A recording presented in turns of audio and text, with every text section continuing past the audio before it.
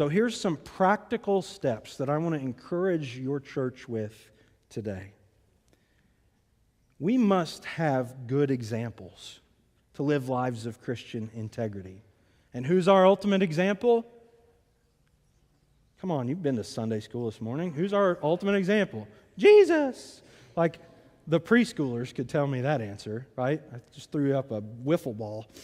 Jesus is our ultimate example. Jesus is the way to... He shows us what it means to live with Christian integrity. He's our model of Christian integrity. He's also the way that we can even ever hope to live with any kind of Christian integrity. We have to live like Jesus.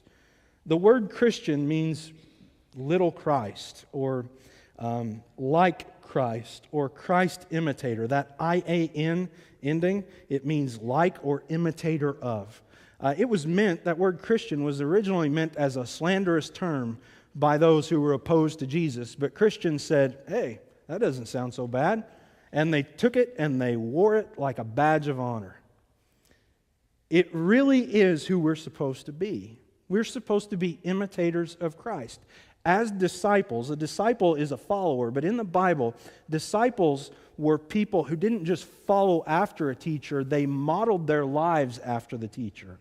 So they tried to become like the teacher. They wanted to talk like the teacher. They wanted to act like the teacher. They wanted to look like the teacher. They might dress like the teacher, whatever it is. They were becoming like the teacher. They were imitators of the one who was leading them. Jesus is our rabbi. We are his disciples, and we are supposed to be imitating him. The problem is that we sometimes take that good idea and we underemphasize our own role in other people's lives. We say things like, well, people don't need to follow Jesus. They just need to, or don't need to follow me. They just need to follow Jesus. People don't need to try to be like me. They need to try to be like Jesus. There's a problem with that. The Bible says the exact opposite thing. Paul said something important in 1 Corinthians 1:11. He said, you should imitate me as I imitate Christ. Paul's not saying, don't try to be like me, try to be like Jesus.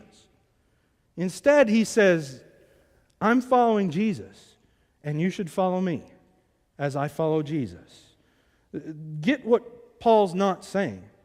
He's not saying, I'm not your example. Instead, he's saying, no, I am. I am your example. Paul says, do follow me. Do live like me. Imitate me. But the goal is not become like Paul. Paul is worth imitating or following because he is following Jesus. So when you follow Paul, you're not just following Paul, you're following Jesus and becoming like Jesus. And we all need somebody to follow. I know you don't feel like you're good enough. I know you don't feel like you've got it all figured out. I know you don't feel like anybody should follow you. But hear me this morning. Someone is following you. Somebody is following you. The question is not, are people following me? The question is, as they follow me, what are they becoming? Who are they becoming like? Are they becoming more like Jesus or less like Jesus? Someone is following you, and you're not Jesus. And I get that. I know that. I'm not Jesus. And you can't make somebody like Jesus on your own, but you can model what it is to follow Jesus.